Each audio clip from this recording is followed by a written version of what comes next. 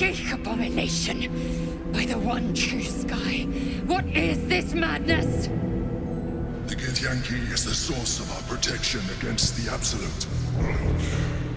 I must subdue him, or everything we've worked towards is lost. Don't let my form deceive you. I am the one that's been protecting you.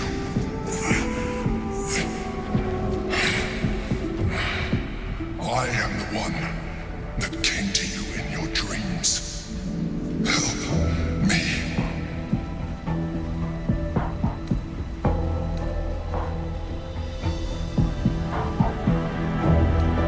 The Honor God, eliminate them.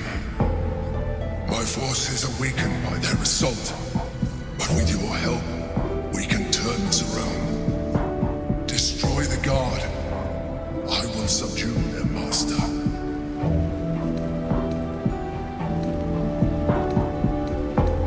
Together, we can turn the tide.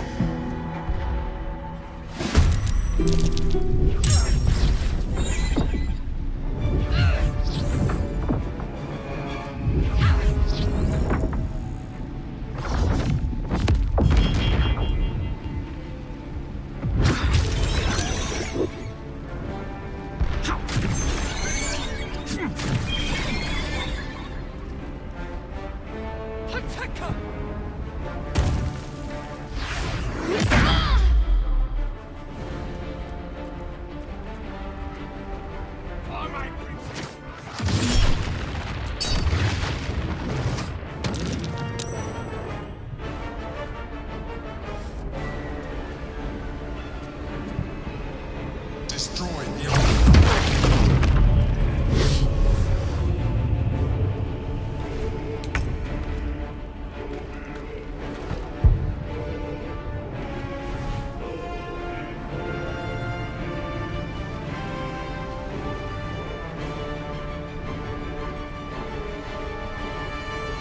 Try me.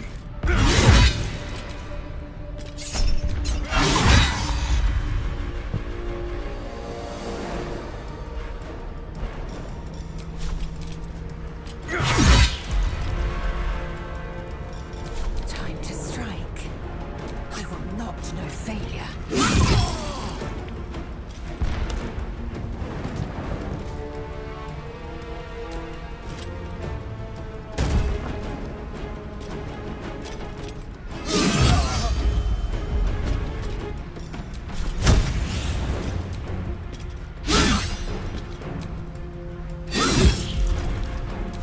Fresh orders?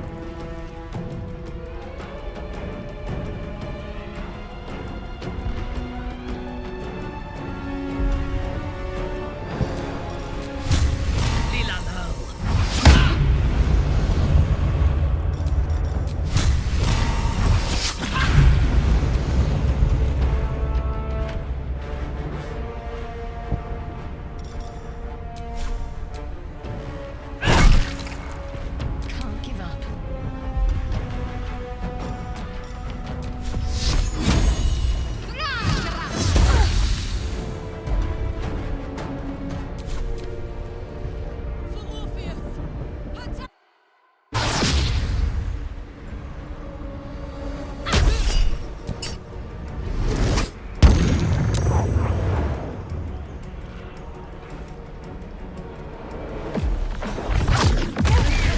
Much more of this.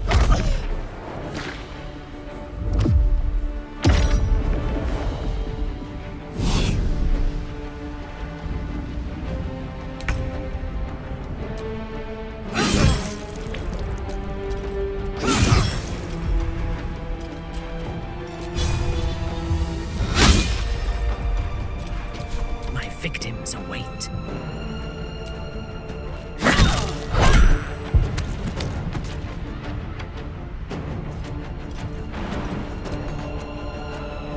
I will not fail.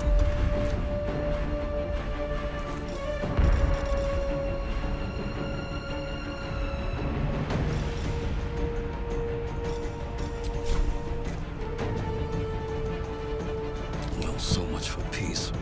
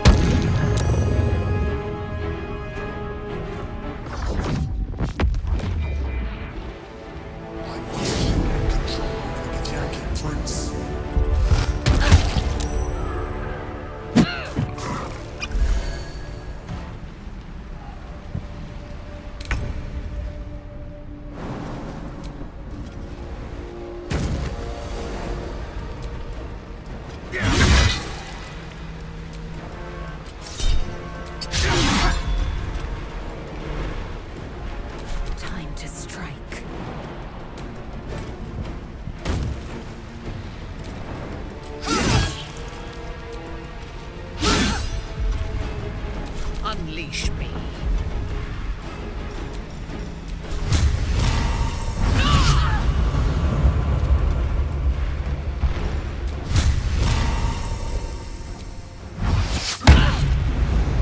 Stay focused.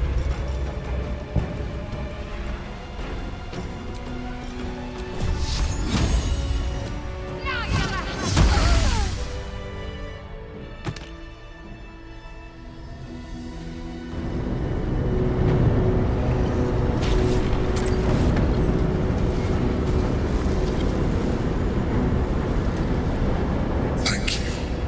That was too close. Don't look at me like that. I am a mind flayer, yes. Without me, you would be a slave to the absolute. It's obscene to owe my life to a damned geich. No more lies, no more tricks. I will have answers.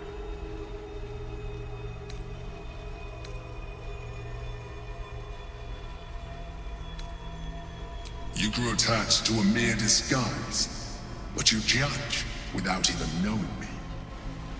I was someone once, someone just like you. An adventurer.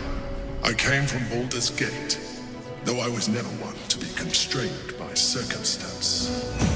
I longed for more. That longing brought me to Moonrise Towers on a search for treasure.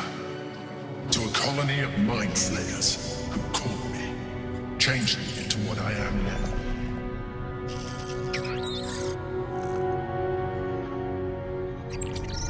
For years, I served the Elder Brain, the one you know as the Absolute. I was a thrall like any other, but I was fortunate. I broke free and started a new life in my old city. I sustained myself on criminals. Unglamorous, but there are plenty of them. Rarely missed. And they fueled me while I did my work. I had the good fortune to meet Duke Stelmane. We formed a partnership, and through her, I became the governing force behind the Knights of the Shield, the largest mercantile operation in Baldur's Gate. People referred to me as the Emperor. Such was my influence, though of course they had no idea what I really was. My needs were sated.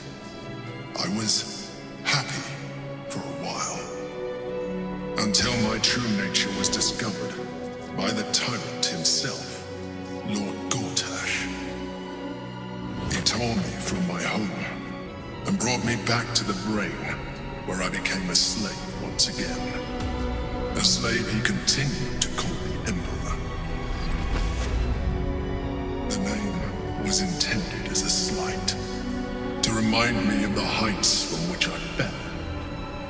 But I have grown fond of it.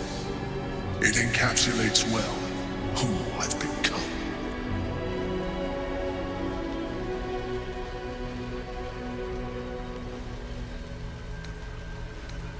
Indeed. His hubris knows no bounds. To enslave me, that was his nature. But to enslave an Elder Brain, a questionable decision. I shall look forward to sharing his downfall with you.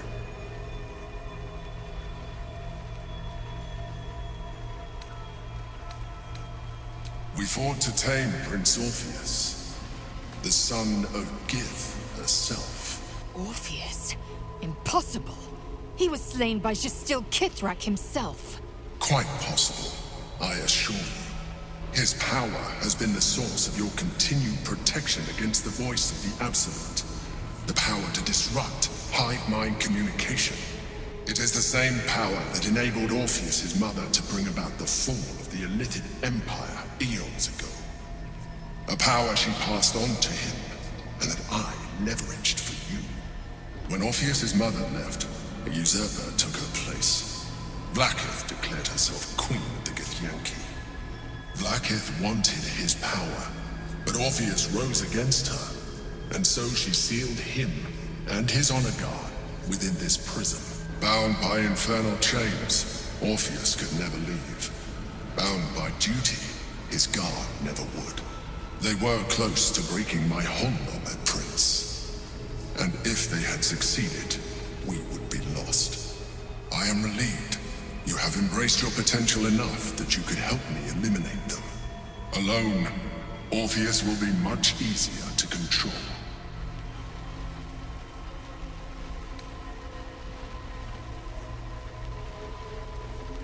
Most certainly Orpheus. He is a threat to her reign. Some Githyanki still revere him in defiance of their teachings.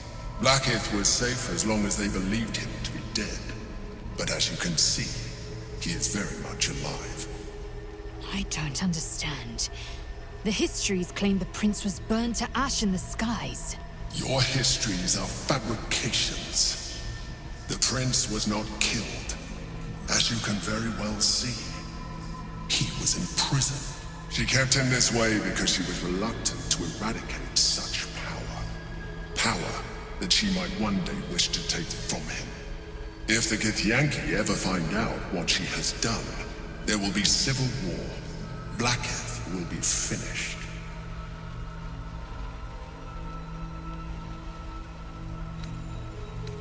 No. Gortash sent me on a mission to retrieve the astral prison.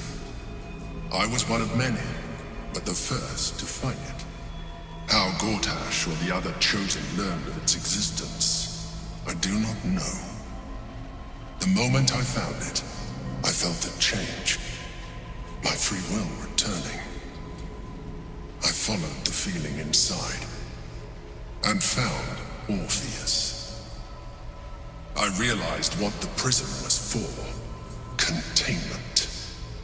While my body was within the prison's bounds, my mind was free. I could resist the Elder Brain, the Chosen. Better yet, I could plan to overthrow them. All I needed to do was subdue Orpheus and find allies in the outer world. You.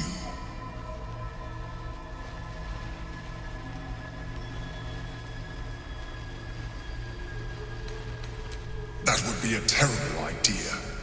The moment he is free, he will attack you. Your only defense would be to kill him, and in so doing, he would doom us both. Even though he is subdued, you feel Orpheus's revulsion, a pulsing hatred that cannot be contained. The Emperor is telling the truth. To him, you are just another wretched illithid. You carry a tadpole. As far as Orpheus is concerned, you are already a illithid, a sworn enemy, just like me.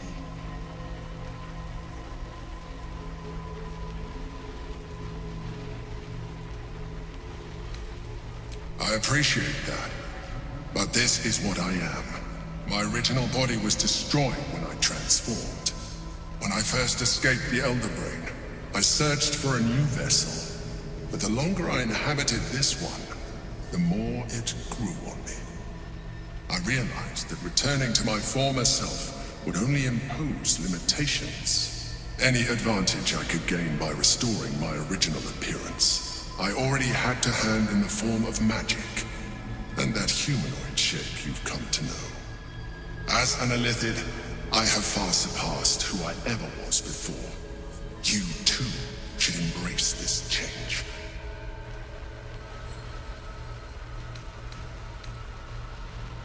I believe we'll have a better chance of defeating the Elder Brain if you embrace your latent illithid potential.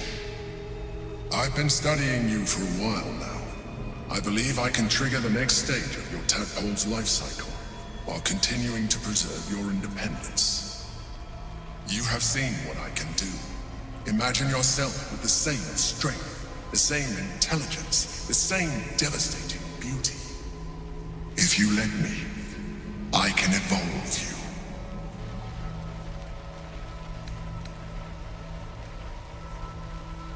The answer is twofold. One, I can, but it would kill you, as I told you before. Two, why would I? You have done well with the limited form you have, but you would do far better as an illithid. So, do you wish to evolve or not?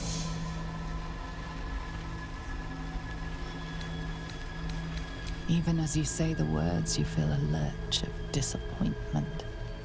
Your mind bristles with illithid potential. How could you be so cruel as to deny yourself what you want most in the world? I felt that. It's your nature. You cannot fight it. So embrace it.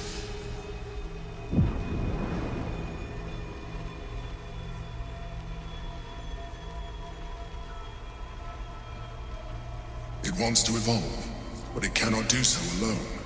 It must commune with another.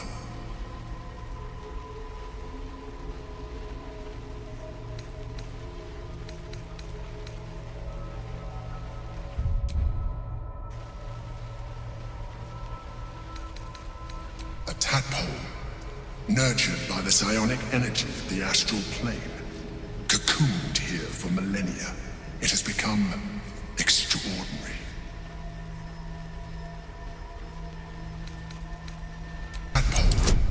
Nurtured by the psionic energy of the astral plane, cocooned here for millennia, it has become extraordinary. A wave of disappointment, stronger than any you've ever felt. And then, stillness. You've resisted your illithid instincts. For now. You are not ready yet. Keep hold of it then, until you are. It has enough vitality to further your evolution, and your allies. Perhaps you will be more inclined to try it when you see more of what our enemy can do. But we mustn't lose focus. We need to resume our journey. You heard the Chosen. The brain has gone to the city, and the army follow. We must not let them reach it. We must find the brain and bring it under our control.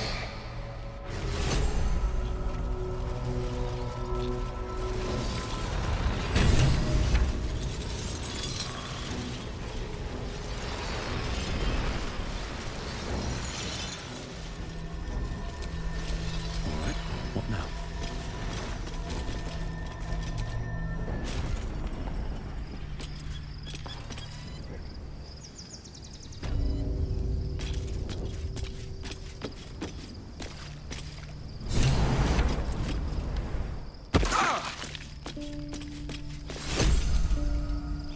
Orpheus, Gith's only son. He lives. It is not the Geich visitor that Vlaakith would destroy and Voss would set free.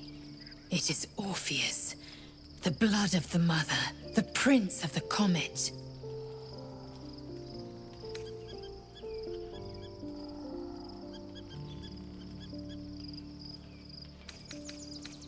And even more powerful still.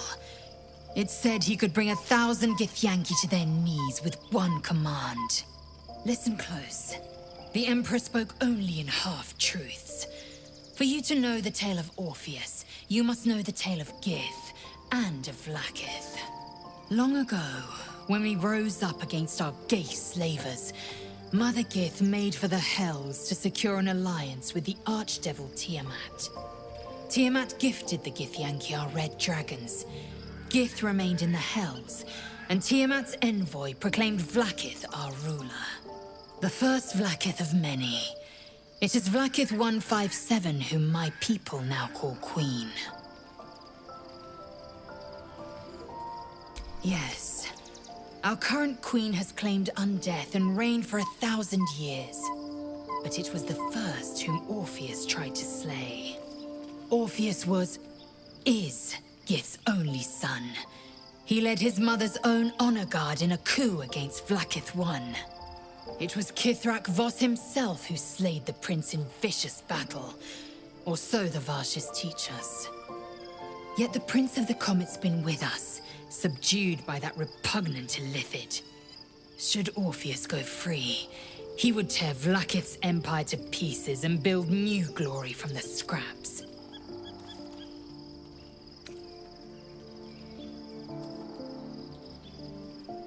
The seed and the sower. Every word Voss spoke, he spoke true. Orpheus is the living proof of the Queen's lies, and the living weapon that conquered our Geich slavers. One word from his lips, and the people would doubt. 2 words, and they would rage. 3 words, and they would bow to the true heir. If the Githyanki are to be free, the Prince of the Comet must lead the way.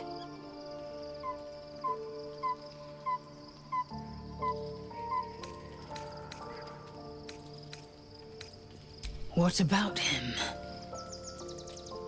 The historical slates describe Orpheus as a fearsome, terrible creature, powerful beyond measure and enthralled by the Geich. So mad with power, he'd smash through the Githyanki Empire and deliver the shards to his illithid masters. And glowing with such psionic force that he and his red dragon blazed a trail through the skies. A lethal comet careening towards my people. Lies, of course. Vlaakith spread a false image of Orpheus as monstrous betrayer, and her knights as the butchers who sliced him through. She was right to fear him, I'll grant her that. So great is the comet, it could shatter her reign. The Emperor may be loathsome, but it's right. Orpheus can disrupt a Geich hive mind. A talent like that makes the Prince a powerful shield and a powerful weapon. Why destroy a weapon like that, when you can contain it in a relic and keep it for yourself? A weapon is only an asset for as long as it isn't pointed at you. The means of Vlaakith's own end has been ripped away from her. Better to have Orpheus killed than to risk his escape. Better to risk the rise of illithids than let the Prince of the Comet deny her the godhood she craves. Orpheus is honor guard, loyal to the end. Trapped by Vlaakith in the same prism holding their noble prince, fruitlessly hacking at the sphere that contains him. They see us as Geich, tadpoled husks in the Emperor's thrall.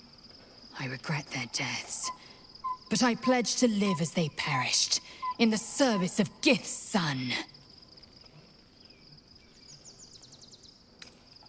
Very well. I'm listening.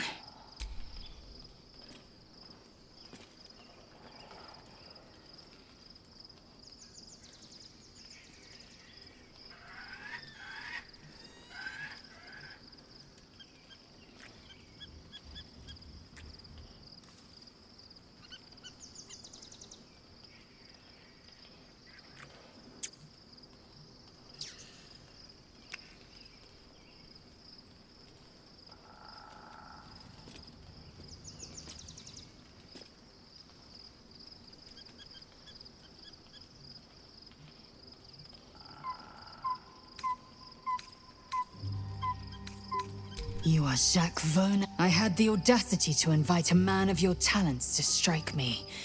You had, in so doing, you made yourself my possession and my obsession.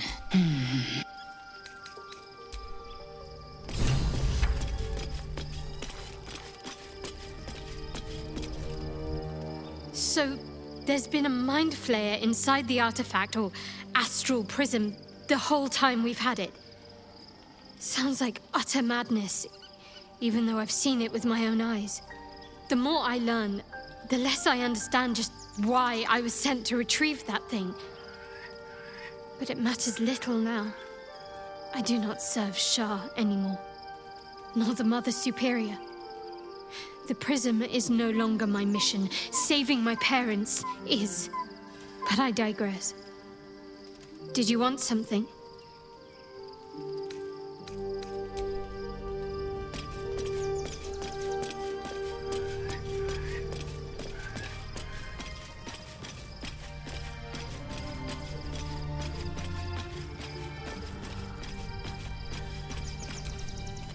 Unnerving though it is, if we are to face an elder brain, we could have no better ally than an illithid.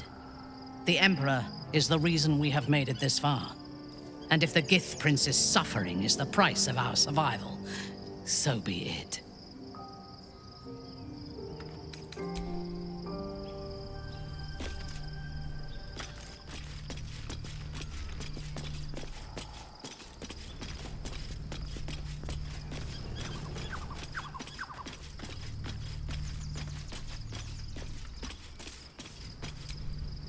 My resplendence honors yours.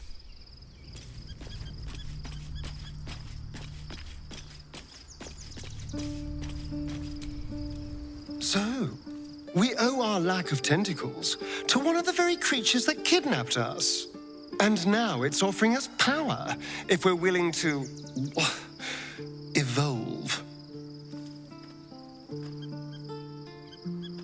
We both know what it is capable of, but I'm not touching it. That was before I knew the cost. Before I knew it meant transforming into some grotesque beast. I remember how it hurt when I turned into a vampire. My body writhed and warped while I was utterly helpless. The grip of death owned my heart as it beat its last. I don't want to turn into anything else. I can't do that again. I can't watch my body be taken over.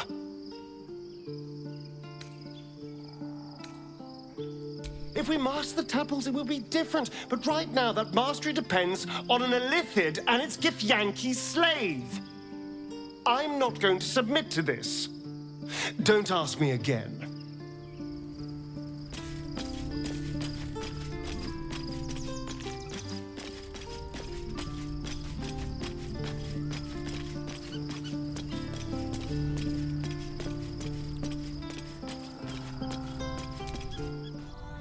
We must find where Gortash and Orin have established themselves and take their nether stones.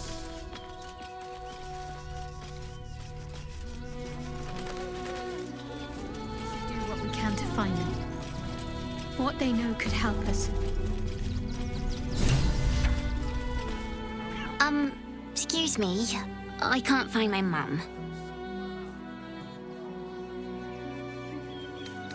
But, I don't know where to go. If get out is not clear enough for you, child, perhaps a flash of my weapon will get the message across.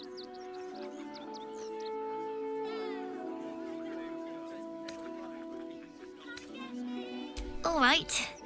Sorry.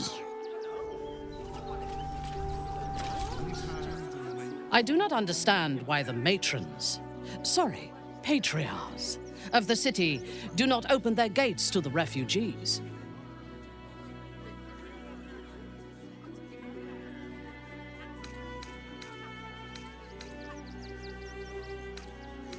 I was not suggesting they be allowed to roam free. They should be put to work. The city needs laborers and fodder to protect it.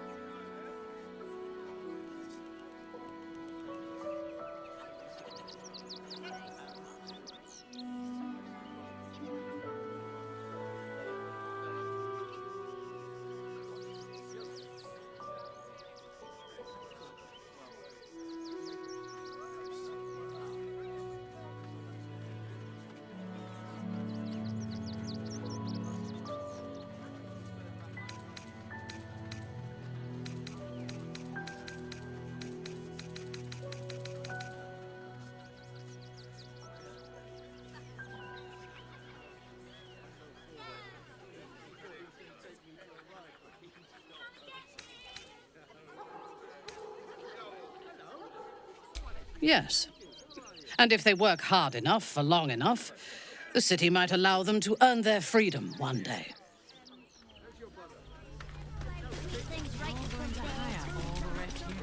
Oh, hi.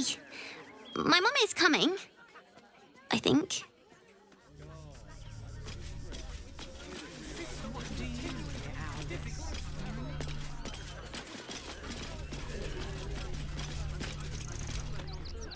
Turn back, citizen.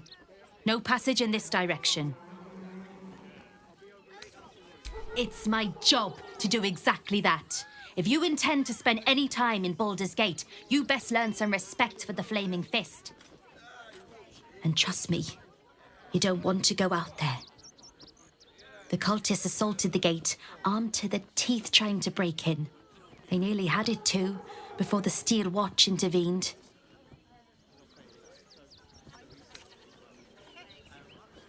For now, but I can't let you pass. We might have repelled an advance party, but they'll strike again. As long as you stop sulking and start walking right now. Do you know where we're going? What kind of inn is it? Will there be feather beds?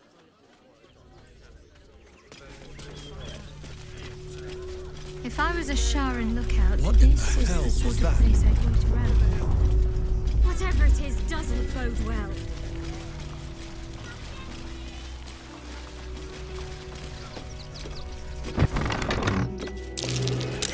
Something over there.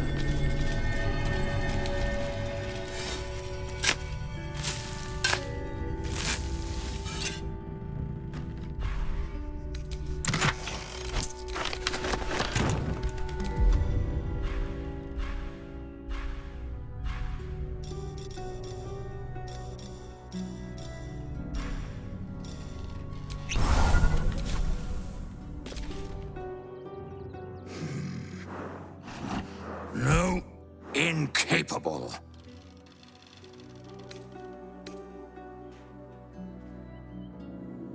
Not for you to know.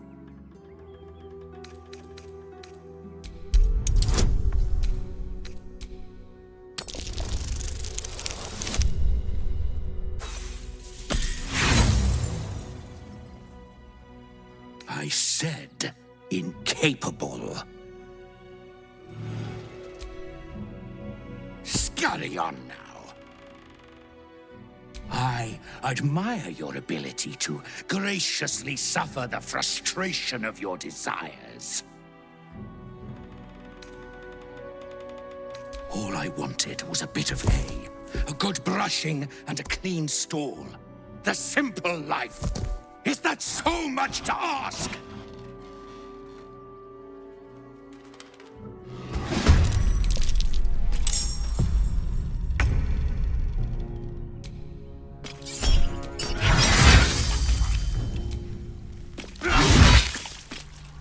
I am fury.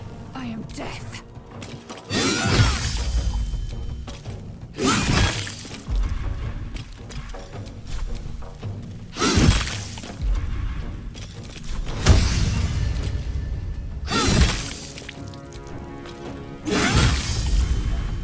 Yes?